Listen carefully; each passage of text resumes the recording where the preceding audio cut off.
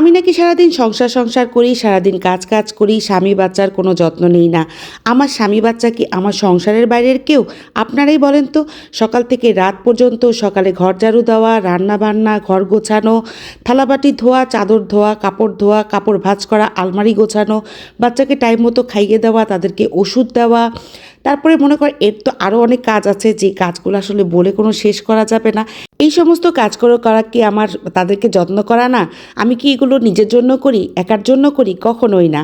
যাই হোক, আজকে সকালবেলা ঘুম থেকে উঠেই চলে গিয়েছিলাম একটু বারান্দায়, এই যে মূলার বীজগুলো ফেলেছিলাম। তো মূলার বীজ থেকে মাশাআল্লাহ আলহামদুলিল্লাহ ভালোই চারা উঠছে আস্তে আস্তে করে। তারপরে কুমড়া গাছে যেয়ে দেখি অনেকগুলা ফুল আসতেছে, এত সুন্দর লাগতেছে। ছোট্ট কুমড়া গাছ, এদিক দিয়ে একটা পাতা চলে গিয়েছে বারান্দার বাইরে দিয়ে, ওই পাশ দিয়েও গিয়েছে।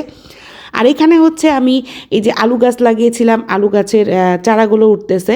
আর এই আলু গাছটা পচে গিয়েছে মনে হয় বেশি পানি দেওয়ার জন্য। এখন থেকে একটু কম কম পরিমাণ পানি দিতে হবে। আর হচ্ছে কুমড়া ফুলগুলো আমার 2 বাচ্চাকে আমি গিফট করেছি। আর এখানে হচ্ছে যে বাড়ি থেকে একটা পার্সেল আসছে, পার্সেলটা আমি ঠেলে ঠেলে ভিতরে নিচ্ছি, ঘরের ভিতরে। যেহেতু এই মুহূর্তে ঘরে ঢোকানোর মতো কোনো মানুষ নাই, এই জন্য ঘরে অনেক অনেক ভারী কাজ থাকে, যে কাজগুলো করার সময় কখনোই ঘরের মধ্যে ওরা থাকে না, মানে বড় ছেলে বা ছেলের বাবা কেউই থাকে না। আমার একা একাই ভারী কাজগুলো করতে হয়। একটা কাজ করার পর আরেকটা কাজ, আরেকটা কাজ করার পর আরেকটা কাজ।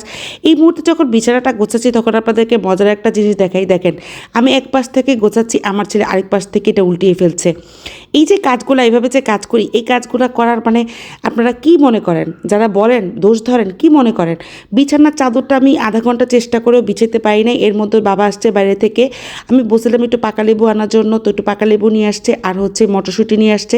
এই সময়টা মটরশুঁটিটা শেষ হয়ে যায়, এই সময় আমি একটু ডিপ ফ্রিজে মটরশুঁটি রেখে দিই। এই জন্য কিছু মটরশুঁটি ফ্রোজেন করে রাখলে দেখা যায় যে কোনো সময় পোলাওর মধ্যে বা একটু রোল টোল বানাতে গেলে চট জলদি মটরশুঁটিটা দিয়ে দেওয়া যায়। তো নিয়ে আসার পরে হচ্ছে এগুলো এখন বেছে টেছে ক্লিন করে নিব। বেছে ক্লিন করার সময় দেখেন এই যে কী একটা অবস্থা করতেছে, পুরা ঘর ছিটাচ্ছে মটরশুঁটির বীজ দিয়ে, মানে মটরশুঁটি দিয়ে। আমার মানে এত মন খারাপ হচ্ছে, কি বাছবো আর পরিষ্কার করবো এগুলো, মানে একদিক দিয়ে উঠাচ্ছি আরেক দিক দিয়ে ফেলতেছে, আরেক দিক দিয়ে উঠাচ্ছি আরেক দিক দিয়ে ফেলতেছে। এরপরে যদি অভিযোগ করেন যে কি করি, কেন করি, কিভাবে করি বাচ্চা নিয়ে, আসলে আপনাদের মাথার মধ্যে ঘিলুই নাই। আপনারা একটা কাজ করেন, নিজের মাথা যেহেতু ঘিলু নাই, বাজার থেকে হচ্ছে গরুর ঘিলু কিনে বেশি বেশি খান, আর নিজের মাথায় প্রতিস্থাপন করেন, তাহলে বুঝতে পারবেন যে বাচ্চাদের যত্ন নেই কি নেই না, স্বামীর যত্ন নেই কি নেই না। ভিডিও বানানো মানে হচ্ছে যে এই না যে সারাদিন ভিডিওর পিছনে বসে থাকি। আমাদের সংসার নিয়ে সারাদিন খাটতে হয়, সারাদিন কষ্ট করতে হয়। এই যে হচ্ছে মটরশুঁটিগুলো পরিষ্কার করতেছি, তো এর মধ্যে হচ্ছে বাচ্চার বাবারে বললাম যে তুমিও একটু ক্লিন করে দাও, মটরশুঁটি বেছে দাও।